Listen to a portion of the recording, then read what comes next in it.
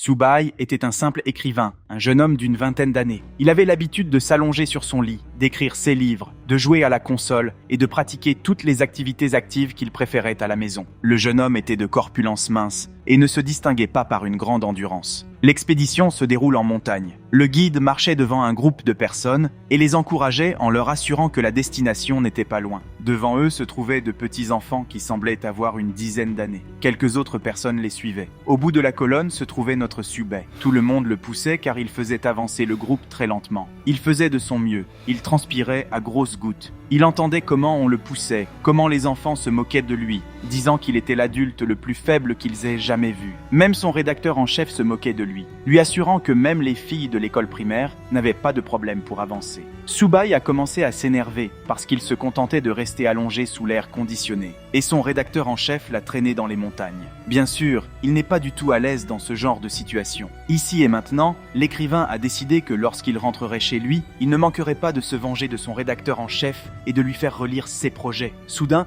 la rambarde à laquelle s'accroche l'homme fatigué craque. Son pied a glissé. Il ne pouvait plus s'accrocher à quoi que ce soit. Il tombe. Est-ce vraiment sa fin ? En tombant, il se rendit compte qu'il valait mieux regarder la vie de manière plus réaliste que de rêver d'avoir des pouvoirs dans un autre monde. Il se rendit également compte qu'il ne devait pas non plus se laisser distraire par quoi que ce soit pendant qu'il travaillait. Au cours de ce volume, qui lui a coûté la vie, il a beaucoup appris. Mais qu'allait-il faire maintenant que sa vie était finie ? Lorsque Subai se réveilla, tout son corps était douloureux, probablement à cause de ses blessures. Après tout, le rocher était très haut, on ne sait pas combien de centaines de mètres au-dessus du niveau de la mer. Il essaya d'ouvrir les yeux. Se rappelant qu'il était tombé d'une grande hauteur, il ne comprenait pas ce qui se passait. Il était censé être mort, mais il était resté en vie. Lorsque Subai a réussi à ouvrir les yeux, il s'est rendu compte qu'il était attaché. Mais pourquoi ? Soudain, une goutte d'un liquide visqueux et épais lui tombe sur le visage. Qu'est-ce que c'est ? De la salive ? Ouvrant complètement les yeux, Subai vit une fille qui lui était inconnue. Elle le regardait en bavant, au sens propre comme au sens figuré. Bien sûr, le garçon avait peur qu'elle le mange, mais il essaya tout de même de se contrôler. Elle était humaine, et les gens ne mangent pas les autres, n'est-ce pas ? Soudain, la fille dégaina quelque chose comme une épée, dit quelque chose dans une langue qu'il ne comprenait pas, puis remarqua à quel point la viande de Subai était tendre. Elle ouvrit légèrement la bouche, montrant ses crocs. La fille décrivait à voix haute à quel point la viande serait juteuse si elle était bien cuite. Et encore une fois, une phrase incompréhensible. Elle commença à le titiller comme si elle anticipait son futur dîner. On dirait que le jeune homme allait devenir un repas après tout. Il se mit à pleurer et à crier, regrettant que le ciel veuille que Subai souffre parce qu'ils ne l'ont pas laissé mourir en tombant d'une falaise. Il voulait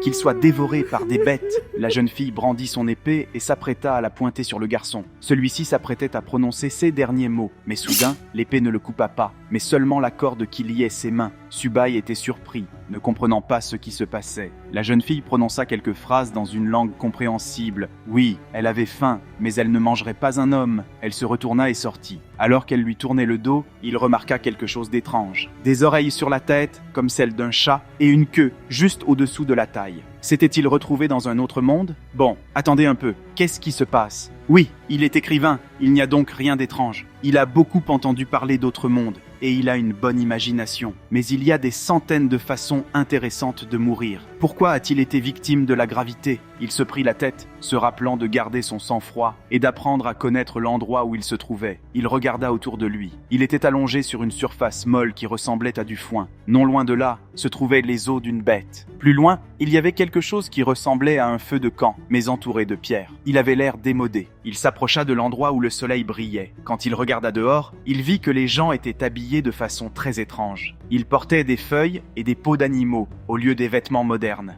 Ils semblaient se trouver dans une société primitive. Et le fait que ces gens parlèrent constamment leur langue, incompréhensible pour lui, confirmait cette théorie. Soudain, un homme énorme apparut à côté de lui. Il portait un bonnet avec une corne et des oreilles pendantes sur le côté, une amulette sur la poitrine sur laquelle étaient enfilés, apparemment, les crocs de grands animaux qu'il avait tués. Le tissu ample couvrait à peine son corps gonflé. L'homme lui demanda son nom, d'où il venait et pourquoi il était venu au village de Yanlong. Une jeune fille, sa fille, s'approcha. Bien que l'homme lui ait dit de l'appeler capitaine devant les étrangers et non papa, elle continuait à l'appeler papa. Ils commencèrent à parler dans leur propre langue que Subai ne comprenait pas, ce qui est compréhensible. La théorie sur la société primitive n'était plus une théorie, mais un fait. Apparemment, les deux s'adressaient au garçon parce que son silence leur paraissait étrange. Le capitaine et la fille pensaient que le garçon venait d'un grand village, car il était trop doux et subtil. En disant que le chaman voulait le voir, elles conduisirent Subai à la plus grande tente. Tout le monde dans le village s'était rassemblé autour d'eux trois et disait quelque chose en les suivant. Pendant qu'il marchait, l'écrivain se demandait où il était allé, car partout où il regardait, il y avait des queues et des cornes. Il apprit que les habitants du village de Yanlong admiraient le jeune homme parce qu'il n'avait ni cornes, ni queue, ni muscles sur le corps. Il trouvait cela très inhabituel. Oui, il s'agissait vraiment d'une société primitive, sauf que cela ne semblait pas être le cas dans le pays natal de Subai. Mais comme il était écrivain, il décida de s'accommoder de cette renaissance. Tomber d'une falaise était certainement une façon ennuyeuse de mourir, mais c'était rare. La seule question était de savoir ce qu'il fallait faire maintenant. Subai décida qu'il ne devait en aucun cas paniquer. Il devait tout surveiller attentivement. Malheureusement, il n'y aurait pas d'échappatoire. C'était déjà clair, il y avait des os d'animaux partout, et en plus, il le regardait. Probablement par curiosité et non pas par intérêt gastronomique. Ils le laissèrent même dormir. Donc, heureusement pour notre héros, tous ces gens autour de lui n'étaient pas des cannibales. Donc, rien de grave ne devrait arriver. Et Subai le comprit bien. Le capitaine a dit quelque chose à l'écrivain,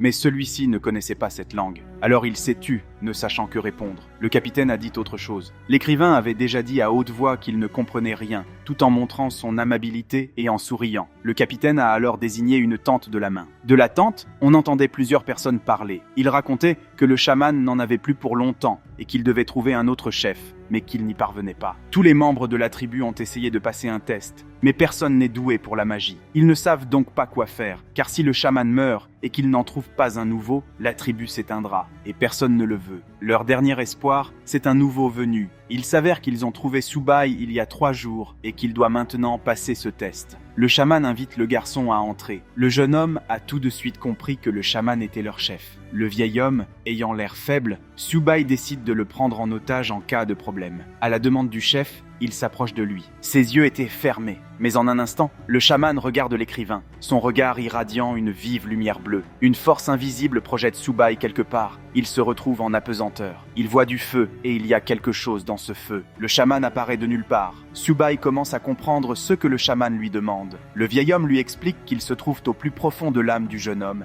et que le chaman va maintenant transmettre leur langue à son âme. Le chaman lui demande s'il voit quelque chose dans le feu.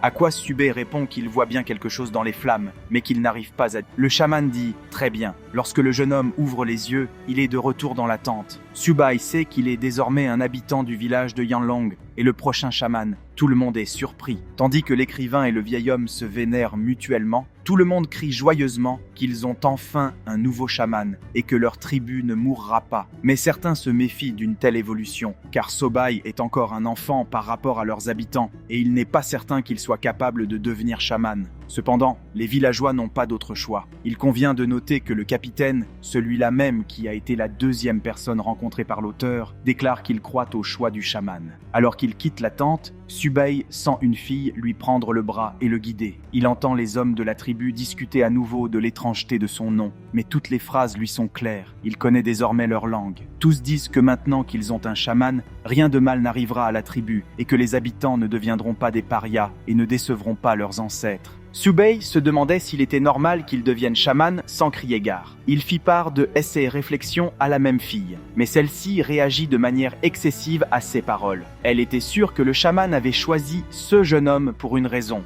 et qu'il avait ses raisons. Il n'était pas question de remettre en cause ses décisions. Elle pointa un doigt sur la poitrine du garçon. Des crocs y pendaient au bout d'une ficelle, comme ceux du capitaine. Il s'avère que la fille s'appelle Yanua. Elle gardera un œil sur Subai, et s'il a des questions, il pourra facilement les lui poser. Bien sûr, la première chose qu'il a faite a été de demander à Yanua de lui en dire plus sur la tribu. La tribu s'appelle, comme nous le savons déjà, Yanlong, et le totem semble être le même. Mais la jeune fille n'a pas pu le décrire, l'assurant que le temps viendra et qu'il le saura lui-même. Ce que Subai a vu dans le feu semble être le totem, et le chaman est le plus fort de la tribu. Les villageois ne peuvent survivre sans le chaman. Un peu plus bas dans la hiérarchie se trouve le chef. Il s'appelle Yanku, il est le père de Yanhua. Après eux, il y a les chefs chasseurs. Il y a aussi les soldats totems, les soldats de réserve et les gens du peuple. Avant, il y avait plus de monde. Mais voilà, ils vivaient sur des terres fertiles, laissées par leurs ancêtres. Tout était abondant, la nourriture comme l'eau. C'était une grande tribu de 300 personnes, dont 65 soldats. Mais il y a 6 mois, ils ont été attaqués par la tribu du serpent noir. Ils ont ravagé les terrains de chasse. Malheureusement, beaucoup sont morts. Et le pire, c'est qu'ils ont perdu leurs terres, si bien qu'ils ont dû s'installer là où ils sont aujourd'hui. Yanhua, les larmes aux yeux, la détermination à fleur de peau, se dit qu'elle doit sûrement devenir plus forte pour sauver ses camarades qui croupissent maintenant en captivité, pour retrouver leurs terres et pour venger chacun des morts. Pendant près de quelques heures, ils marchèrent dans les environs du village, dans le quartier de la veuve. Subai regarde la nature, la situation dans laquelle se trouve la tribu. Après la marche, il s'est rendu compte de la situation. La situation ne pouvait pas être pire. Presque tous les habitants sont maigres et pâles, et ils n'ont manifestement pas assez à manger. Les conditions climatiques, associées au manque d'hygiène, créent un environnement idéal pour la propagation des bactéries. Si une épidémie se déclare, les conséquences seront terribles et beaucoup mourront. C'est l'impasse. Il est le futur chaman de cette tribu, mais il ne sait même pas par où commencer.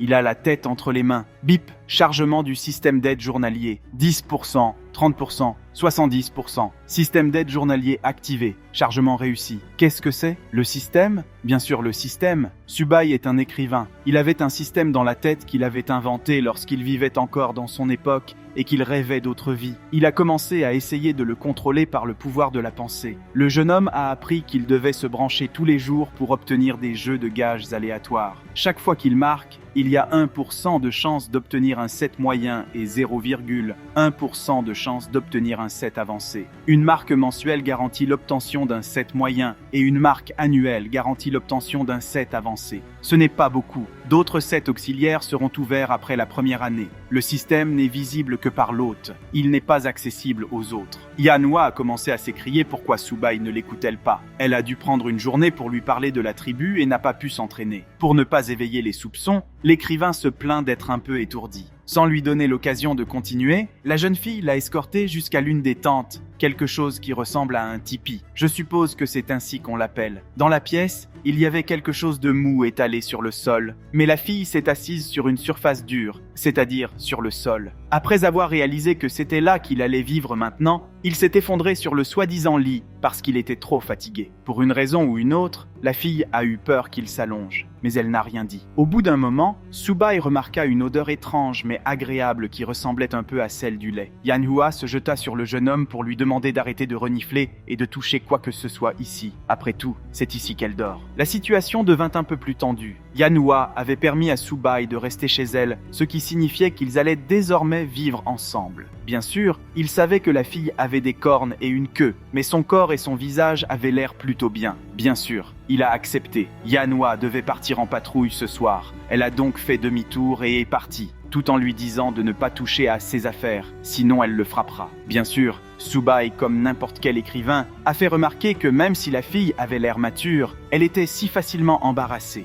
Après le départ de Yanhua, il décida d'ouvrir le système. Il s'est enregistré et a commencé à attendre sa récompense. Le type a reçu un ensemble de soutien moyen, un traitement de niveau 1. Il obtint tout de suite l'ensemble moyen, mais il s'est alors rendu compte qu'il s'agissait d'une récompense garantie pour la première ouverture du système, et non d'une chance. Il était écrit que cette capacité de traitement était de niveau 1, et qu'elle pouvait donc être pompée. Le niveau de l'aptitude augmentera lorsque la barre de possession de l'aptitude se remplira. Pour vérifier la possession de la capacité, il fallait ouvrir le panneau de personnages, ce que fit Subai. En jetant un coup d'œil à ses caractéristiques, il se rendit compte qu'elles étaient loin d'être moyennes et encore moins parfaites. L'endurance, la force et la vitesse étaient inférieures à 1. L'écrivain s'est rendu compte que ces caractéristiques n'étaient pas suffisantes pour lui permettre de survivre dans ce monde cruel, et il a donc décidé qu'il devait s'entraîner. Dans la tente principale, le chaman et le chef discutaient. Le vieil homme touchait sa paume avec des crocs peints en blanc, rouge et vert. La conversation portait sur Subai. Le chef disait qu'il ne savait pas d'où venait Subai. Pourrait-il devenir chaman? Il venait peut-être de la tribu du serpent noir. Le vieil homme se rendit compte qu'il ne leur restait plus beaucoup de temps. Aucun membre de la tribu ne possédait de magie, à l'exception de ce type.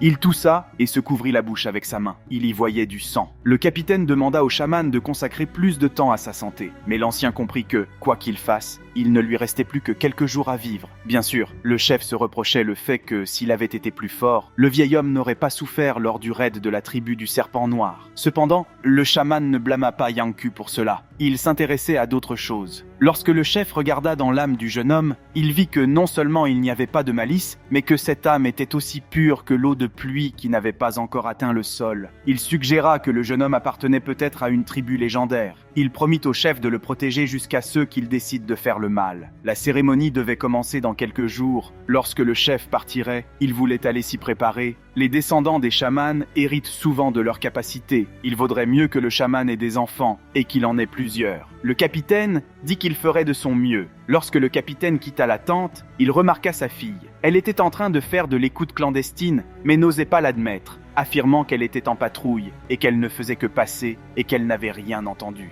Mais à présent, le père ne se soucie pas de savoir si sa fille a entendu quelque chose ou non. Il avait une mission très importante à lui confier. La fille se réjouit, pensant qu'il reconnaissait enfin son pouvoir. Mais ce n'était pas du tout le cas. Il la réprimanda pour qu'elle devienne une jeune femme chamane et qu'elle ait des enfants. Bien sûr, c'était une nouvelle pour Yanua. Elle a pris cette information au sérieux, car elle avait déjà discuté à maintes reprises avec son père du fait qu'elle n'épouserait qu'un homme plus fort qu'elle. Et ce Subai a de la peau et des os. Son père a décidé d'arrêter de se disputer. La jeune fille a déjà 19 ans. À son âge, elle devrait avoir des enfants. Et ici, elle peut aussi servir la tribu. Mais la jeune fille ne s'est pas arrêtée. Elle ne se soucie pas des enfants. Tout ce qui l'intéresse, c'est de devenir plus forte et de venger la tribu le plus vite possible. Elle a montré son visage et s'est enfuie. Son père lui courut après pour la punir de son comportement. À ce moment-là, le chaman, qui entendait la conversation entre le capitaine et sa fille, se rendit compte que les jeunes hommes avaient encore beaucoup de force. Il avait hâte de voir ceux qui leur arriveraient, mais il ferait tout ce qu'il pouvait pour que la tribu ait un avenir. Et il prit les 2 crocs luisants qui se trouvèrent devant lui.